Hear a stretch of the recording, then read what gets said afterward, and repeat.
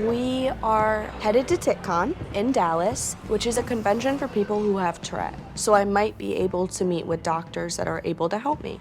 And I'm gonna be speaking on a panel, which is a really big deal because I've never spoken publicly before. Oh my gosh, this is not happening. I have a gun. Your whole body, like your heart just sinks into your gut and you're like, oh my God. They're gonna send us to a back room.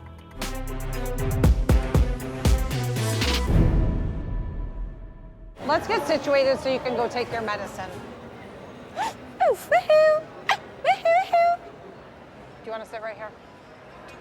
Because I'm so afraid of heights, I have to take pills to knock me out on the plane, or else I will be ticking the whole way.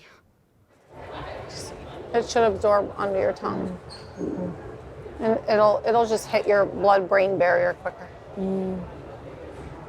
I'm feeling it. This tastes disgusting. Oh my gosh, for real, you're so dramatic. We really need these meds to work because we know from past experience that things could go downhill really quick. We're all gonna die. Pew! But we still have a ways to go. Ladies and gentlemen, please pay attention before you put your in the overhead bin.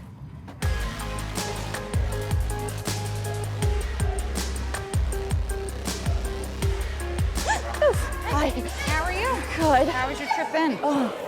Long, but worth it.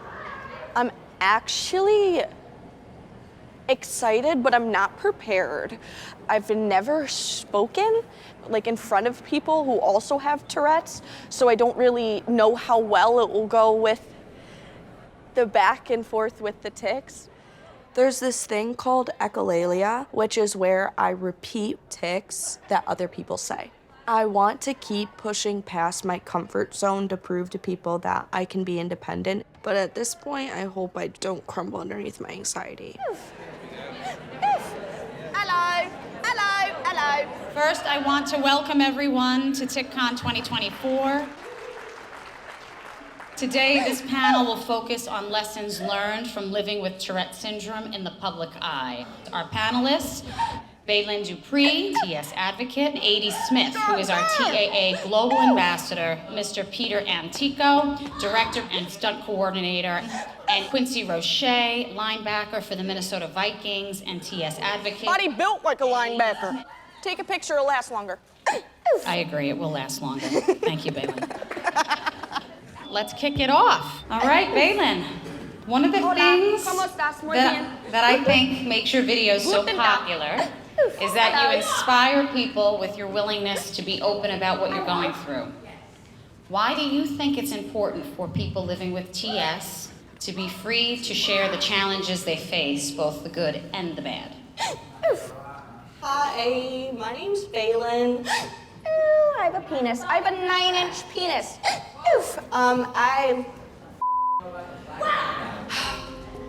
It was really, really hard to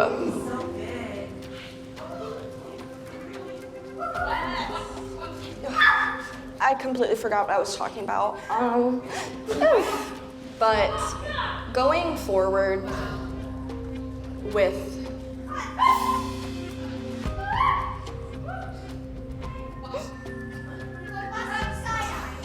bombastic side-eye, criminal offensive side-eye.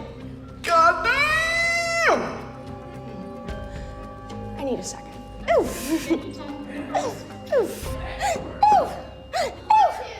Why don't you just tell the story of why you originally started to share? I put myself on social media because I was followed around a store and I was videotaped from a girl and she posted the video. I hid from the internet. I was hiding from my friends. I never left the house. I was in therapy 4 days a week. Because I couldn't even look at myself in the mirror because I thought that my Tourette's made me ugly. I wanted everyone else in the Tourette's community, ballsack, to not feel alone like I did. My tics aren't the same as yours, and your tics aren't the same as mine, but we're one community, and we have each other, and you. Oh, sorry. I think that's a perfect place to end.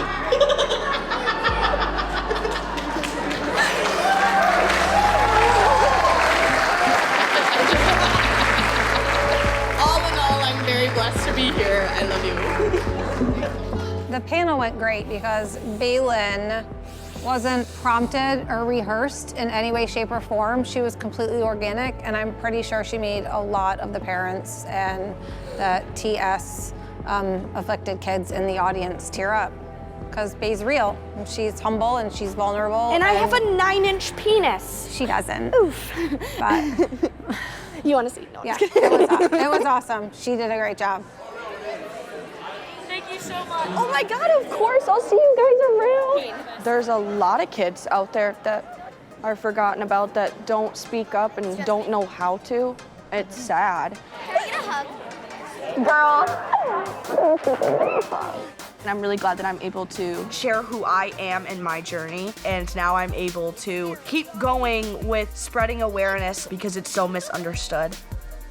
I'm Baylen. Nice to meet you. Jake from State Farm. Hi, Jack. I'm Luke. Hi, Luke. Nice to meet you all.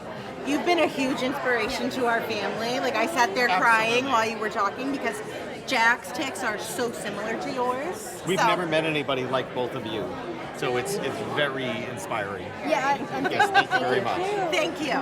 Thank you for being a bright light for us. Oh. Thank you. Now I'm gonna cry. You're a sweetheart. I don't have a lot of friends. I don't really feel like I have a place, but to be here, I have never felt more welcome, comfortable, and at peace with not only myself, but just in a safe environment.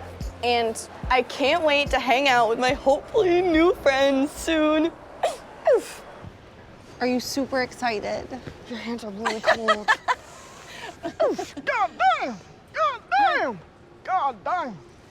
I am excited, I am too. if you can't tell. Like, Today we're meeting with Dr. Hermitat, who works with the Tourette Association of America, and she is an expert in Tourette. Baylen wants to move out and be independent, but I won't feel great about that until she has better control over her tics. I have tried several different medications. However, the side effects aren't worth taking. And I'm also doing CBIT therapy to work on my vocal tics. You're now retraining your brain to say, I don't have to tic, I can breathe instead. But it's an extremely slow process. So in meeting with Dr. Hermitat, the hope is that she will give us some sort of a solution that we haven't thought of yet. All right, so how can I help you guys today? What's going on? All she's done is she has the diagnosis and we're still in the now what do we do phase. How does she get independent? Because there's so many other areas than my tics or my Tourette's in my life that's way worse than that. Like OCD and ADHD. Right. So 86% of people living with Tourette syndrome live with other conditions like OCD, anxiety, and ADHD. The best analogy I can give is that living with Tourette's is like living in a car, and there's really 4 people in the car. It's tics, it's OCD, it's anxiety, and it's ADHD, right? And sometimes tics are driving and anxiety's in the passenger seat. And then the next day, it can be like OCD's driving and ADHD's in the passenger seat. OCD's driving. OCD's driving? Always. Always, okay. Like my tics are always there, but then I start adding the 3s. And then I'm like, okay, I need to start hitting myself more. It's just 2 more times, 3 more times, 6 more times. OCD is always driving. Anxiety's behind, anxiety is behind OCD, and ADHD is everywhere. Yeah, see? ADHD is rolling over everybody. The ADHD is the No seatbelt on.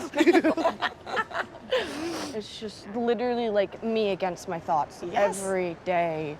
Oh my God, I don't want to leave. I do want to leave. I can't leave because this isn't clean, because this isn't done. Yeah. It's not only the OCD, everything controls my life. That's right. The anxiety makes the OCD worse. The ADHD going out in public makes my tics worse. That's right. It's, Yeah. You're fighting it. You're fighting it every day. and then I see myself a completely different way that everyone else sees me. Yeah. And I've never hated anyone in my entire life. I've never disliked anyone in my entire life other than myself. And I don't know why. Yeah. Like, I love God and I love Jesus, and I know that he made me the way that I'm supposed to be. And I know that he thinks that I'm perfect, but in my eyes, I don't see that. Yeah. And I want to see that. Yeah. Like, I just want to stop struggling from myself. Yeah. I know. And We're I just, our own worst critics. yeah, we're gonna work on that. We're gonna put together a plan. I am passionate about working with the Tourette community because they are literally superheroes living in mere mortal bodies. And those superpowers are that they're highly sensitive, they're highly perceptive, and they're highly intelligent, and that's actually backed up by science. So yes, she has profound tics that other people might see when they walk past her, and it's very apparent that her tics are impairing, but she's still highly sensitive, she's perceptive, and she's intelligent. And because of that, I think that's what makes her so connected to this community, is that she's living authentically. So are there some current treatments that maybe Baylen and I don't really know about? Yeah, so as you guys know, treatment line 1 is what's called CBIT, Comprehensive Behavioral Intervention for Tics. A lot of people with TS are also on medications, right? So those are really considered traditional interventions for tics. And you can also do more invasive processes like DBS, which is deep brain stimulation. So it's a brain surgery, so it is quite invasive. The success rate is about 30 to 50%. That scares me. So DBS is kind of like a pacemaker, right? So pretty much there's an instrument here, and then an instrument placed where we know that tics live in the brain, and these two instruments talk to each other. So is it essentially the same sort of mechanism treatment they use for like Parkinson's? Similar. Crazy. It's incredible because really the brain is an electrical instrument, right? So what that kind of pacemaker type tool does is it interrupts the whole tic-tourettic process. Lots of side effects related to that, but often those that are exploring DBS are willing to take a chance on those side effects because their tics have become so profound and so impairing. It's kind of like all the traditional stuff that we know. Last resort. Deep brain stimulation surgery, I'll never get, okay? Like, they literally drill into your head with a drill. And I could pull up a picture of the drill they use, but it's literally a drill that my dad has in the shed with an attachment piece that's about this yay long. That's a big barbecue, BBQ. And they just, drill into your head. I have an open mind on any sort of treatment because Baylen wants her independence, but being at this conference, it's become even more apparent to me that Baylen's case even stands out within the Tourette's community. And CBIT is great to help her stop cursing in public and whatnot, but it won't necessarily stop her from touching a hot stove or harming herself and then having to do it 3 times. So as a parent, I would like to at least push her to get more of the intricate information in regards to DBS. Vagina.